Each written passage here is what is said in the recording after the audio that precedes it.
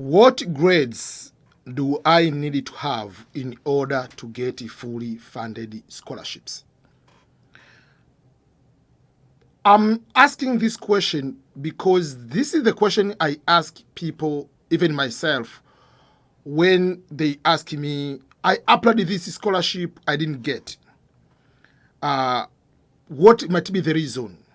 The first question is, what are your grade point average GPA? What are your results?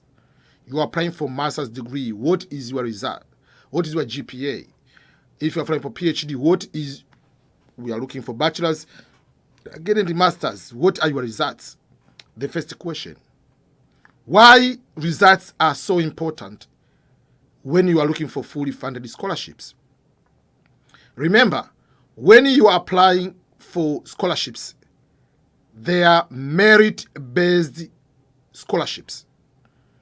There are criteria put forward which will be able to be used to determine one person over the other. They are not going to give you scholarship just because you are extremely poor coming from country A or coming from country B. They're not looking about that. They are looking at the merit-based, like, okay, these are the criteria we'll be able to use to make analysis, because so many people will be able to apply from different backgrounds. So what are the things we'll be able to consider, and not, I'm going to take this one because it's coming from a country starting with a T, is Tanzania, or this one is S, South Africa, or this is from N, is Nigeria.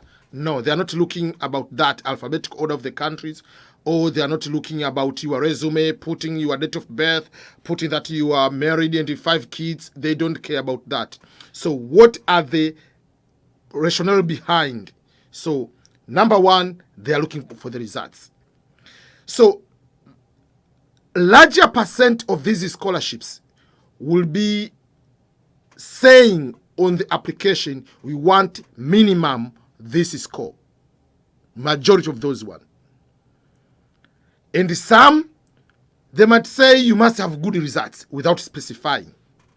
So, will you be able to apply to the programs which say we want someone with these results and you don't have? Should you go ahead and apply? Don't waste your time. If they say we want upper second class for you to be able to apply as a minimum, don't apply if you don't have an upper second class. For those who are using 5.0 GPA scale, which are many countries, upper second class starts with 3.5 going forward, and then up to 4.4, then it's going to be first class. And then there's lower second, then there's pass. But if they didn't say, they say you need to have good results and you have lower second class, you can still apply. But you must also have other very good convincing things you have done to support that one. I don't want to explain or to mean that if you have first class is a guarantee you are going to get a scholarship. No. If you have upper second class is not a guarantee you are going to get a scholarship. No. But the GPA, the results you are going to have, is a starting talking point. I've seen someone with a first class don't get admission to the university A or to the scholarship A, but someone with the maybe upper second class is going to be admitted to the same university and get a fully funded scholarship. Why? Let me explain. You apply with your first class.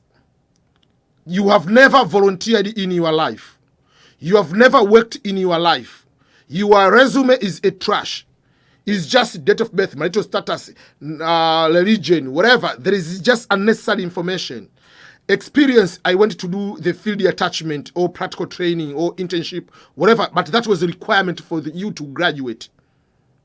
And you have graduated 2 years ago, you have never worked, you are just waiting for the government of your country to give you a job. And another person with a lower second or upper second class, the person after graduating is working as a teacher for 2 years. But at the same time, that person is the scout leader in the community.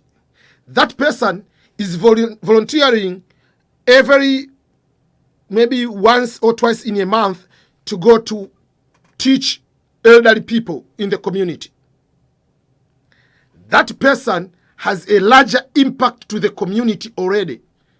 Instead of you to say, if I get this scholarship, I will come back to do 1, 2, 3, you have never shown anything.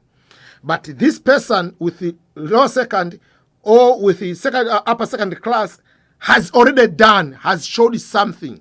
So if the person is going to explain how we'll take this initiative to the next level, that person will be able to be given. So that is one of the reasons why GPA is not everything. It's a good thing, but it's not a guarantee. There are other things. What are your supervisor or professors, people who taught you, are going to say about you? Yes, you have first class. If you did plagiarism, the professor said that no matter how good you are toasted. What if the supervisor said on the confidential, say this person had a dream to go to America and live and stay there, and I don't think he will be able to be a good fit to help back the community? They are not going to give you. On a statement of purpose, if you write things which are not compatible to the philosophy of the scholarship or of the program, obviously you're not going to get. So there are other related things which will be able to guide you, to help you. But I don't want to say that because you have good results is a slam dunk, you are going to get it. No. But if you have very, very not good results, obviously don't waste your time. If your dreams to go overseas, look other ways of going to overseas. But maybe education might not be a good path for you. Not all the pathways which are available we are talking about are for everyone. You might fit in one, you might not fit in another one. Or you might be qualified into 3, you don't qualify in the 4th one. It's okay. You are not a loser. You are not someone like you are not worth. No. And to get good results doesn't mean you are smart. Sometimes it means the question they ask, that means you know the answers. They might ask something, maybe you didn't study that thing. So don't put yourself down just because you didn't get good results. You are not able to get that particular scholarship. So that is what I want to explain to you. For instance, there is scholarship, for instance, used to be, I think it was called a scheme in Norway. They say, if you don't have this GPA, don't apply. Even on Commonwealth, if you don't have this scholarship, GPA, don't apply. So don't waste your time. They're not going to check, oh, let's feel sorry for this person. There is no sympathy. It's about merit-based.